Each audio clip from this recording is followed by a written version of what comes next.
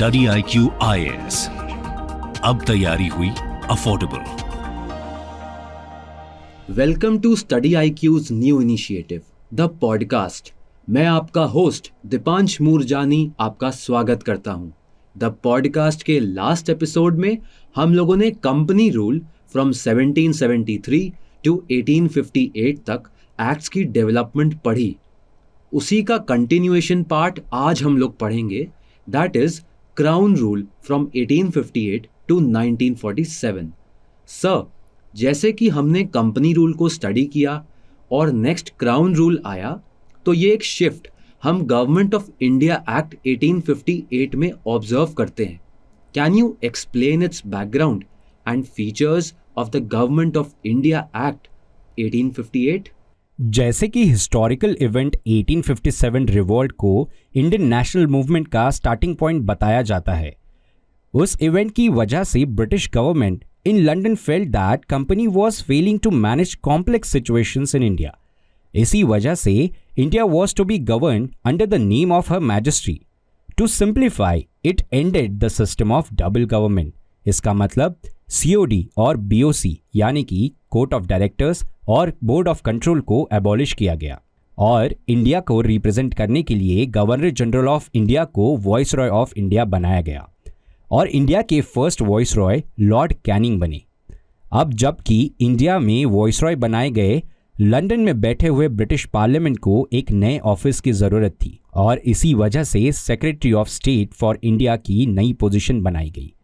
Secretary of state member of British parliament और government cabinet के हिस्सा थे। ऐसी ऑफिस और सेक्रेटरी ऑफ स्टेट को असिस्ट करने के लिए 15 मेंबर्स की काउंसिल बनाई गई। गवर्नमेंट ऑफ इंडिया एक्ट 1858 का गोल एडमिनिस्ट्रेटिव मशीनरी को इम्प्रूव करना तो था ही, लेकिन अल्टीमेटली ब्रिटिश गवर्नमेंट को इंडिया में पॉलिटिकल, इकोनॉमिक और मिलिट्री अफेयर्स पे अपनी पकड़ मजबूत करने का जरिया भी था। सर, एक पॉइंट पर आकर ब्रिटिश गवर्नमेंट को ये लगा कि इंडिया को अपनी कॉलोनी बनाए रखने में उन्हें इंडियंस के कोऑपरेशन की भी रिक्वायरमेंट होगी। सो क्या आप हमें एक्सप्लेन कर सकते हैं कि इंडियन काउंसिल्स एक्ट 1861 को लाने के पीछे ब्रिटिशर्स का क्या मोटिव था? जो 1857 के रिवॉल्ट का थ्रेट था, उसे कर्ब करने के लिए इंडियंस का रिप्रेजेंटेशन बहुत ज़रूरी था। इस कॉन्टेक्स्ट में 3 एक्ट पास किए गए। 1861 के इंडियन काउंसिल एक्ट की शुरुआत इंडियंस के गवर्नमेंट ऑफिस में पार्टिसिपेशन से शुरू होती है।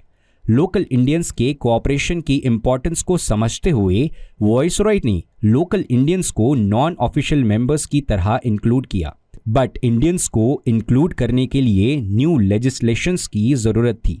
New legislative council was set up for Bengal, north west frontier province and Punjab, और इसी को और स्ट्रेंथन करने के लिए it restored the power of Bombay and Madras presidency. ये डिसेंट्रलाइजेशन की तरफ पहला कदम था। Administratively it also gave recognition to portfolio system in government. जैसे कि आज के समय में portfolios like home ministry, education ministry, health ministry etcetera होते हैं, वैसे ही पोर्टफोलियो सिस्टम इंट्रोड्यूस कराया गया था और इसी एक्ट ने वॉइसरॉय को एम्पावर किया कि वो कोई भी ऑर्डिनेंस ला सकते हैं in the situation and time of emergency. Sir, first Indian councils act 1861 के कुछ ड्रॉबैक्स के बारे में बताइए। The first drawback of Indian council act 1861 की arbitrary selection and the role of additional members, और सेकेंडली ये जो मेंबर्स थे वो डिस्कशन का पार्ट नहीं थे, rather there were only advisories। Non official members को एग्जीक्यूटिव काउंसिल में नंबर से नहीं बढ़ाया गया था। इंडियन मेंबर्स किसी भी बिल को अपोज करने के लिए एलिजिबल नहीं थे और most of the bills single sitting में विदाउट डिस्कशन पास होने लगे। सर, इंडियन नेशनल कांग्रेसमैन की जो बढ़ती डिमांड्स थी, इसी डिमांड ने इंडियन काउंसिल्स एक्ट को किसी तरह शेप किया। What do you think? Indian council act 1982 से पहले 1885 में जब इंडियन नेशनल कांग्रेस का फॉर्मेशन हुआ था, तभी से it was the demand by the Congress for increasing the Indian representation in law making process. Therefore we can observe that the act of 1892 increased the number of non-official members in Central Legislative Council. In central legislative council non official members की संख्या minimum 10 maximum 16 कर दी गई, but इसी के साथ official members की majority maintain की गई। This act of 1892 also increased the functions of legislative councils, जैसे कि मेंबर्स बजट के ऊपर डिबेट कर सकते थे, लेकिन they were not given powers to vote और to ask supplementary questions. Provincial levels पे गवर्नर जनरल को पूरी अथॉरिटी दी गई थी टू नॉमिनेट मेंबर्स, और इसी का approval governor general secretary of state of India से लेते थे। मोरेवर डिसेंट्रलाइजेशन को बढ़ाते हुए universities, district boards, municipalities, zamindar, trade bodies were empowered to recommend non official members to the viceroy. एक और इंपॉर्टेंट बात यह है दैट 1892 के काउंसिल एक्ट में यह प्रोविजन था कि Indians can elect non official members, but that provision was limited and indirect. पर election word Indian council act 1892 में नहीं मेंशन था। सर, इंडियन काउंसिल्स एक्ट 1892 का सिग्निफिकेंस क्या रहा in Indian political context? Indian council act 1892 is a significant milestone in India's constitutional and political history. इसी act के बदौलत इंडियंस का लॉ मेकिंग प्रोसेस में एंगेजमेंट बढ़ा, और India council act 1892 was the first step towards representative government in modern India. Sir, Indian councils act of 1909 काफी controversial रहा in terms of our constitutional development, because इस act के through communal representation was added. क्या आप हमें इसके background के बारे में कुछ बता सकते हैं? इंडियन काउंसिल एक्ट 1909, जिसे हम मॉर्ले मिंटो रिफॉर्म्स भी कहते हैं, इस एक्ट के बारे में बात करने से पहले इसकी बैकग्राउंड में हुए इवेंट्स को जानना बहुत ज़रूरी है। 1905 में जब बंगाल का पार्टीशन हुआ, तब it was an attempt to divide Hindu and Muslim majority population, और इसी के बदौलत 1906 में हमने मुस्लिम लीग का फॉर्मेशन देखा। 1907 में कांग्रेस के दो फैक्शंस हो गए, मॉडरेट्स एंड एक्सट्रीमिस्ट। इसी को हम फेमसली सूरत स्प्लिट के नाम से जानते हैं। इस सारे बैकग्राउंड का थीम डिवाइड एंड रूल था। इसे कैपिटलाइज करने के लिए इंडियन काउंसिल एक्ट 1909 में बहुत सारे प्रोविजंस हमें देखने मिलते हैं। The act considerably increases the size of the legislative council from 16 to 60।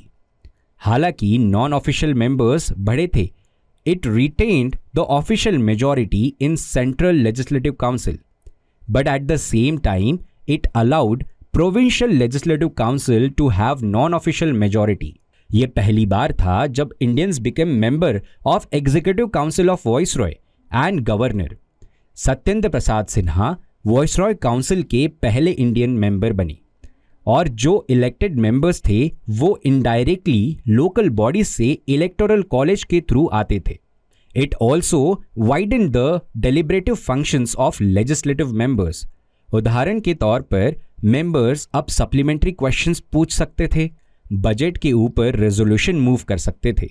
जैसे कि हमने डिवाइड एंड रूल का बैकग्राउंड डिस्कस किया था, उसी कॉन्टेक्स्ट में इस एक्ट के through system of communal representation adopt किया गया। Under this Muslim members were to be elected by only Muslim voters. इसी वजह से लॉर्ड मिंटो को फादर ऑफ कम्युनल इलेक्टोरेट भी कहा जाता है। It also provided the separate representation of presidency corporations, universities, chamber of commerce and zamindars. Sir, the next important act is the Government of India Act 1919, and इस time पर externally and internally काफ़ी developments हो रहे थे, तो हम इस act की इम्पोर्टेंस को कैसे समझ सकते हैं? गवर्नमेंट ऑफ इंडिया एक्ट 1919 को मॉन्टेग्यू चेम्सफोर्ड रिफॉर्म्स भी कहा जाता है, और इसी एक्ट के प्रोविजन को बेहतर समझने के लिए हमें 1907 से लेकर 1970 तक के इवेंट्स को समझना बहुत ज़रूरी होता है। 1907 से रिवोल्यूशनरी एक्टिविटीज़ देश के अलग अलग कॉर्नर्स जैसे पंजाब, बंगाल, महाराष्ट्र इत्यादि जगह होने लगे, एंड ग्लोबल लेवल पर 1914 में फर्स्ट वर्ल्ड वॉर की शुरुआत हो चुकी थी एंड इसी के रिस्पॉन्स में होम रूल लीग मूवमेंट जो एनी बेसेंट एंड तिलक के द्वारा ट्रैक्शन गेन कर रहा था। और उसी दौरान 1916 में कांग्रेस के लखनऊ सेशन में एक्सट्रीमिस्ट और मॉडरेट्स दोबारा एक हो जाते हैं। This strengthen the position of agitation against British government और इसी रिस्पॉन्स में 1917 में वाइसरॉय चेम्सफोर्ड ने रिस्पॉन्सिबल गवर्नमेंट की घोषणा कर दी through August declaration. Now we will see some important provisions in 1919 Act after that declaration. As we know, there is a center and provinces. So provincial subject को दो parts में divide कर दिया गया, transferred and reserved subjects. इसी method of governance को dyarchy भी कहा जाता है। ट्रांसफर सब्जेक्ट्स पर laws governor of the province बना सकते थे with the advice of state ministers and reserve subjects पर लॉज भी गवर्नर बना सकते थे but without consulting state executive and legislatures. Then central level पर बाइकैमरलिज्म को भी इंट्रोड्यूस किया गया था जो आज के समय में लोकसभा और राज्यसभा है और इसी डिवीजन को बाइकैमरलिज्म भी कहते हैं। This was the first time in India that direct election was introduced where majority of members in upper and lower houses, यानी कि आज की भाषा में लोकसभा और राज्यसभा के मेंबर्स डायरेक्ट इलेक्शन से चुने जाते थे। अब इंडियन रिप्रेजेंटेशन को वॉइसरॉय के एग्जीक्यूटिव काउंसिल में भी बढ़ाने के लिए प्रोविजंस आने लगी। आउट ऑफ 6 मेंबर्स 3 इंडियंस का होना भी मैंडेटरी किया गया और 1909 के एक्ट में जिस तरह से कम्युनल रिप्रेजेंटेशन की शुरुआत हुई थी 1919 यानी इस एक्ट के द्वारा उसे एक स्टेप फर्दर लिया गया। Sikh, Indian Christian, Anglo Indians and Europeans के लिए भी एक सेपरेट इलेक्टोरेट प्रोवाइड किया गया। इस एक्ट के थ्रू 1926 में सेंट्रल पब्लिक सर्विस कमीशन भी एस्टैब्लिश की गई। सर, जिस तरीके से 1919 के एक्ट की डेवलपमेंट थी वो गवर्नमेंट ऑफ इंडिया एक्ट 1935 का बेस बन रहा था। 1919 एक्ट ने principle of responsible government, self governance and federal structure को इंडियन कॉन्स्टिट्यूशन रिफॉर्म्स में इंक्लूड किया। Sir, thank you for your guidance. Listeners, हम नेक्स्ट एपिसोड में 1935 के गवर्नमेंट ऑफ इंडिया एक्ट से स्टार्ट करेंगे। Till then stay connected with study IQ, keep studying. और आप इस पॉडकास्ट को Google podcast, Kuku FM, Spotify, Hubhopper, Apple podcast इत्यादि प्लेटफॉर्म्स पर सुन सकते हैं। लिंक्स डिस्क्रिप्शन में मेंशन्ड हैं। Thank you.